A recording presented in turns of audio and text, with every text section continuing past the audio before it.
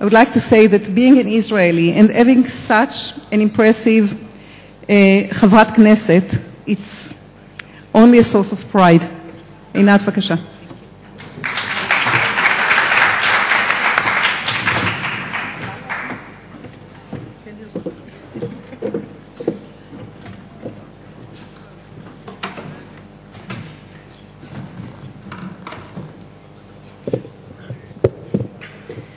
Quite the big hall. Okay, good evening. Can you hear me back there? Very good. So first, thank you so much for inviting me. It's a real pleasure to be here with you, and a particular pleasure to discuss the issue of the relationship between Israel and the Jewish people and their future. I must say that this relationship has been one of the most steady things in my life. By now, in my advanced age, I can say that I have been in this field for 25 years now. And it started when I was 16, sent by the Ministry of Foreign Affairs to a program that they have of young ambassadors. And this is the trip that started me on a lifelong journey of thinking and hopefully shaping the relationship between Israel and the Jewish people. At the time, I am the clear product of the mainstream, mamlachti, Israeli, secular, Zionist education system. And we were sent, my partner and I, to upstate New York. Mostly we were meeting with non-Jews so that they will learn that Israelis are wonderful and normal. But sometimes we would meet with Jews. And one such afternoon, we had a meeting in the Jewish community. And after we ended the presentation about Israel and youth in Israel, the time was for questions and answers. And one of the young people raised their hand asking the following question. Said, okay, we heard you, and now I want to know, what is the best thing that we can do for Israel? So, being the person that I was at the time, I said, make aliyah. And it became very quiet all of a sudden in the room. And the same brave soul raised his hand again and said, what is the second best thing that we can do for Israel? And this was a defining moment for me, because I had to understand what just happened there. Something that was so obvious to me, the clear and obvious answer to his question, was clearly not obvious to him. And this launched me on a journey of whether the kind of relationship that we have between us is appropriate for the current era and for the emerging generation of which I was part. Because if I were to caricature the contract as it stood, and to some extent still, but much less than in the past, the old contract from the Israeli perspective looked like this. A bit in caricature, not too much. Israel would go to the Jews and tell them, you have two options as far as we're concerned. You can make aliyah, and then you're good Jews. Or if you don't make aliyah, give money, preferably a lot, and feel very guilty about not making aliyah. Basically, a bit of a caricature, not too much, of the traditional contract and message that came from Israel to the Jewish world. And this kind of contract or relationship was also based on a whole host of assumptions that I can say that as an Israeli growing up in Jerusalem, felt more and more detached from my life. The notion that life in Israel was a life of hardship, of sacrifice, that yes, we here in Israel are living this life of hardship and sacrifice, but we can feel superior to those living in the Golden Medina and enjoying their very comfortable lifestyles because we are realizing the Zionist dream and the true Jewish ideal. So a whole relationship that had a lot of judgmental elements into it, a lot of ambivalence. And I can say that growing up in Jerusalem, my life was not one of hardship, of difficulty, of sacrifice. It was quite wonderful. Your classic middle-class Jerusalem life of the 80s. And I remember thinking, okay, does this relationship even make sense anymore?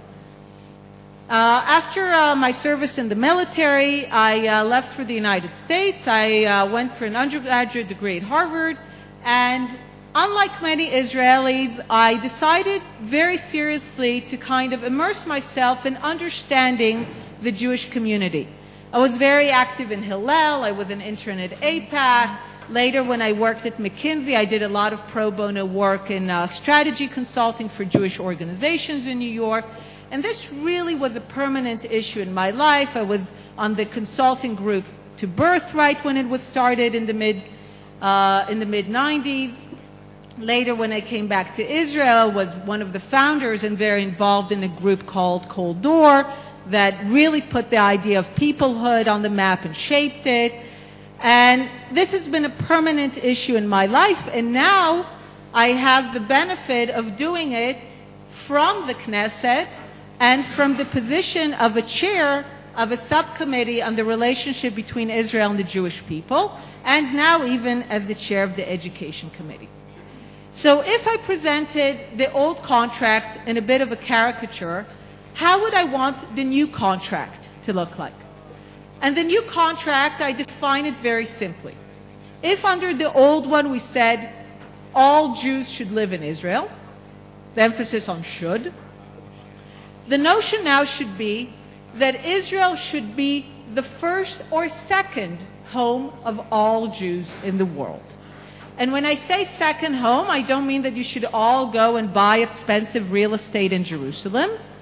I mean that Israel should become a lifelong, meaningful relationship for each and every Jewish person. And the benefit is that today, with technology, with cheap communications, with cheap flights, this is something that we can give serious content to. And that is what I want to do going forward. How do we give more meat, as we say, into this notion of Israel as the second home of all Jews in the world? I continue to be a proponent. If Jews want to make Israel their first home, that's wonderful, and we need to give all the support to that. But in today's world, if we offer people 1 or 0, we will often get 0, too often. If we offer people a whole spectrum between 1 and 0, we will all benefit. Now, I will say that I'm not just looking at Israel from this perspective, I'm also looking at the Jewish world at large. Because in my view, when I'm saying that all Jews should make Israel their first or second home, I think there's also benefit to Jews in Israel becoming much more familiar and at home in the Jewish world at large. Sometimes I think to myself that, today the Jewish people, about half of the Jewish people live in Israel, but it doesn't have to be the same half all the time. We can think of Israel as a place where people come in and out. Jews from around the world come here for short periods and extended periods. They have professional relationships here that matter to them, personal relationships here. And Israelis who live here go for certain periods abroad, immerse themselves in the Jewish community. I know that I was highly enriched by seeing the pluralism of Jewish life in the United States, in the UK, in France. You need to understand that growing up in Jerusalem, the first time that I met a Haredi person who went to college and planned to be a doctor and work for a living was in the United States. Think what this means for someone growing up in Jerusalem, where literally the concept of Jewish life was black and white. So I know that I was very enriched by seeing a much more pluralistic Jewish life, and this has had influence on Israel in recent years. We now have a remarkable renaissance here also regarding Jewish life. So I believe that Israelis can enrich themselves also by being abroad, but it should be in a way where they immerse themselves in the Jewish community and not stay away from it. Now, what are some of the practical things that should be in this new contract that will give meat to it? First of all, I will say Hebrew. Now, I didn't used to be a big proponent of Hebrew as a language of the Jewish people, as the lingua franca of the Jewish people. I used to think everyone speaks English, that's good enough. But then I realized, first of all, that in order to make Israel your second home, knowing Hebrew helps. It makes a difference. The more you know the language of a country, the more you understand, the more you care, the more you can be a part of it. This means that we need to rethink how we teach Hebrew. It's one of the things I plan to take up in joint sessions of the Education Committee and the Subcommittee on Israel and the Jewish people. How can we have Hebrew learning that, for example, if you come to Israel for 2 weeks or 4 weeks, you can learn Hebrew. Children who are learning Hebrew in schools, how much better would it be if they knew that they would cap off learning Hebrew abroad if they would come here for a 6-week summer experience of Hebrew immersion? These programs can be both cheaper and more effective and help create a stronger relationship where Israel is truly the second home of all Jews in the world. I think we need to look at professional frameworks. If you're a teacher, make sure that there is a school where once in a while you come and you teach in the school. If you're a lawyer, if you're a doctor, maybe there's a hospital that you align yourself with, and once in a while you come here. Researchers, we need to begin to think about professional frameworks that allow Jews from around the world to contribute their skills, their knowledge into Israeli society. Twinning schools.